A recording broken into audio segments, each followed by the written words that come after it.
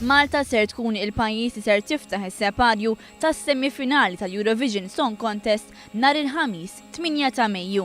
It-tieni prova tal-grupp Firelight f'Copenhagen saret propju nhar is-Sibt 3 ta' Mejju fejn il-grupp ta' spettaklu eċċellenti.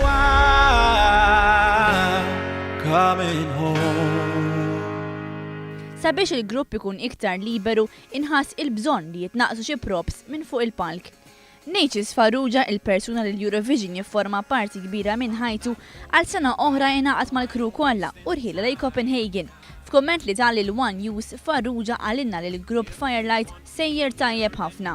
Il-grupp Firelight huwa preparat għall-aħħar għal din l-avventura sabiħa ġewwa Danimarka, huma professjonali, mużiċisti li din jinterpretaw kanzunetta pożittiva ħafna fuq l-istage tal-Eurovision. Ingħaqad mal-kumment ta' Farrugia Deo Grek fejn saħaq li meta wieħed iqis dak li qed juru l-bookmakers, l-affarijiet jidhru ferm pożittivi għal Malta.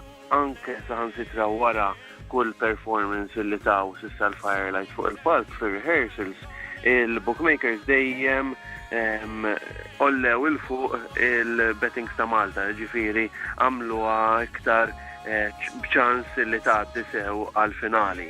Minkejja dan, Greg żied jgħid li huwa dmir tal-Maltin li xorta jżommu saqajhom mal-art sabiex titnaqqas il-pressjoni minn fuq il-grupp Firelight.